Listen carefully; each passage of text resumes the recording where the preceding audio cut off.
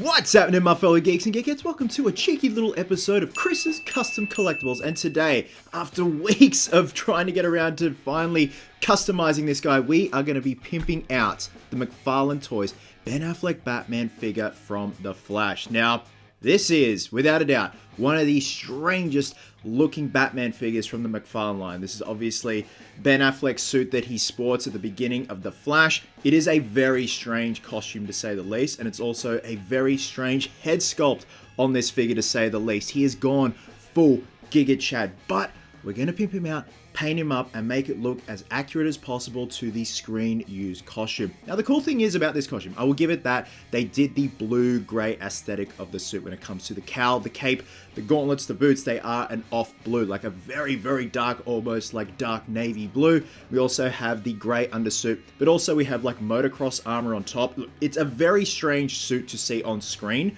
Nonetheless, we're going to try and make this as accurate as possible. And also replace this cape. Probably put a little cheeky wire armature on the sides there so we can pose it and have it flowing in the wind. Now, in terms of coloring the cowl that nice dark blue, I'm going to be doing that by hand. Because there are some people out there that may not have access to an airbrush, so it'd be cool to try and have a crack at it by doing it by hand and trying to match the cape to the same color tone as the cowl. In terms of the eyes are so beady. I'm actually going to give him the white lenses. I think it would look pretty badass. Also, obviously, give him a bit of scruff. Now, like all the McFarlane Toys figures, the first step is we have to take him apart. So with that being said, let's get to it. You know it's time for some shitty commentary. So as always, pulling this sucker apart is pretty easy. The McFarlane Toys are always very easy to pull apart, which I love. You can also hit them with a hairdryer, soak them in some hot water if they're being a little bit stubborn. So to paint the base suit, I'm going to use a neutral grey 5 from Liquitex. Now, if you're not using Liquitex, use an acrylic paint that is heavy bodied, which means you usually will not have to do a second coat, because it will go on nice and easy without any streaking. And it went on like a dream. But obviously, try not to cake it up too much because you don't want any of that paint getting into the detail and chunking up the detail of the base suit. Like, the base suit is very reminiscent of the BVS suit, the Justice League suit. Like, there definitely is that familiar Batfleck base suit under there, and this is just a starting point.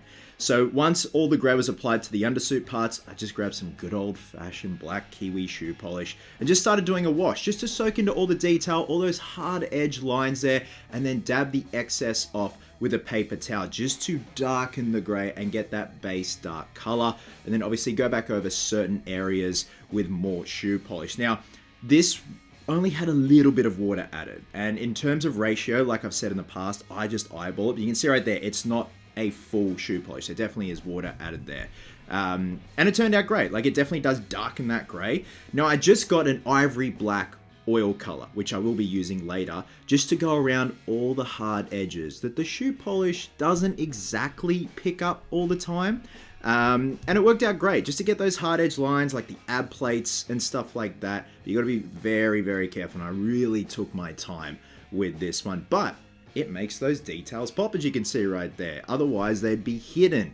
And also just doing the hard edge lines on the diaper there. I'm pretty sure it's not called a diaper, but I just like to call it a diaper because it's very funny. But again, I'm glad I did this step. It was very last minute, so I was thinking, how else can I do this apart from the shoe polish?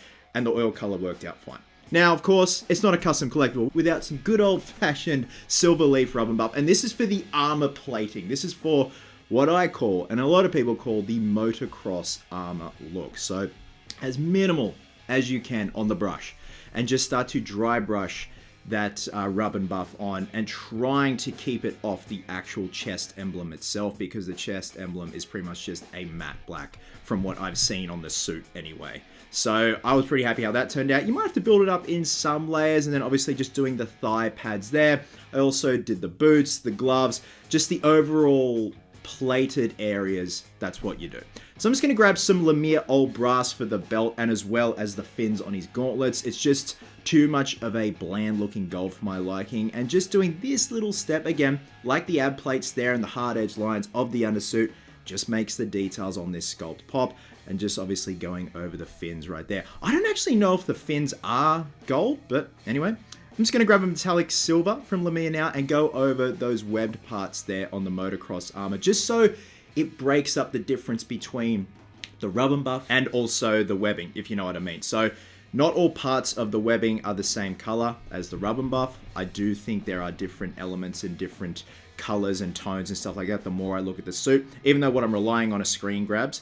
Now I've got an acrylic wash. This is an Effects Blue Wash from Testers, the Create Effects. Unfortunately, this is long sold out, but like I've said, you can use a Liquitex ink. It'll work just as fine. And this is for the blue strapping elements of the suit.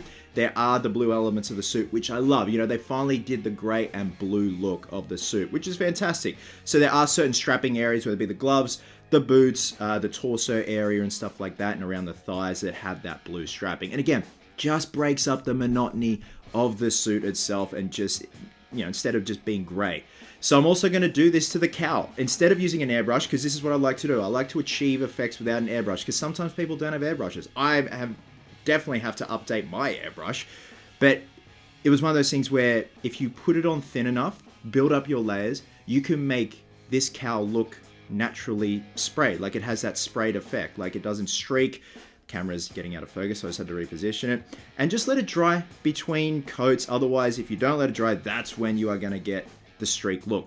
But I was pretty happy with how that turned out. So I'm actually going to pop the figure back together, just heat up the sections there and pop all the joints back in place to get an overall feel and look at the figures. I feel now I've done enough painting individually that I can put him back together. And you just see already that metallic blue just looks great. I'm now just going to grab a raw umber, just an acrylic for the actual mouth plate, watered down with a bit of water, and this is going to darken and tan the skin. So I'm using the pre-existing paint job on the face, which is great. Like, it's a good starting point. It's a good blank canvas, but it's just too pasty for my liking. It doesn't have that gruff, tanned look that Affleck has on his face. It's definitely like a gruffer look.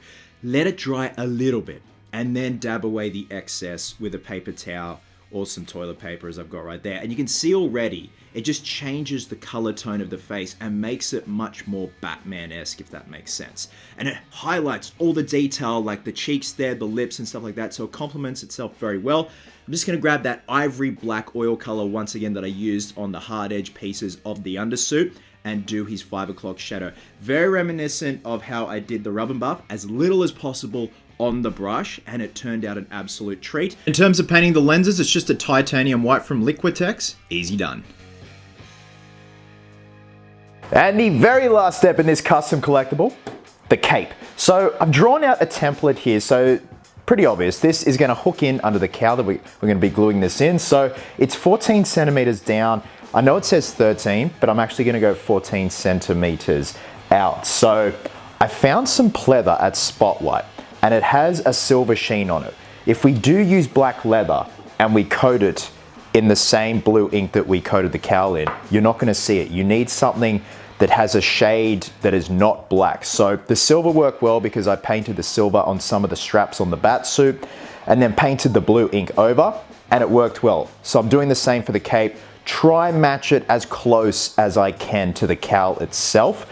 Now I am going to put some wire in the actual sides of the cape, so we've got the scallops there so we can pose the cape. So the plan is we're going to glue these pieces down. Once they're dry, fold them over and glue them again. Then I'm going to give this a couple of coats of the Create Effects blue ink. Again, this stuff is discontinued sadly, but you can find like Liquitex inks and stuff like that that pretty much work the same way. I'm actually going to glue the wire down in place with Cheap and Nasty, and then when I fold it back in on itself, I'm going to use the Gorilla Glue Clear Grip Contact Adhesive. This stuff gives you a bit of time to work with it, but also really bites onto fabric. Once the cape is dry, I'm then going to glue this under the cowl, pose the cape, and call it a day.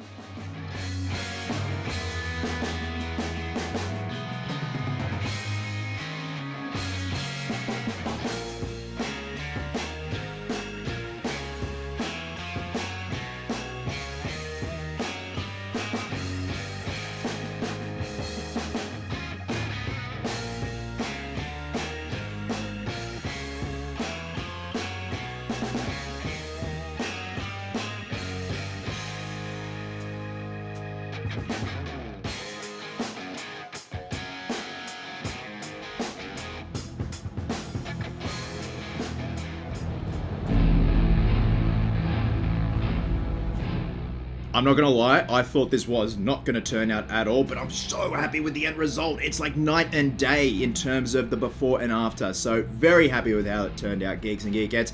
I'm very sorry for the radio silence on this channel. I'm currently right in the middle of production of my Uncharted fan film, Uncharted The Oxus Redemption. It's going so well, we're about to launch a Kickstarter, and I'm having the best damn time. But apart from that, wherever you are in the world, please have yourselves an absolute cracker of a day. I hope you're well, hope you're happy, be merry, be silly. Until next time, Geeks and Geekettes, please always remember, cosplayers do it best.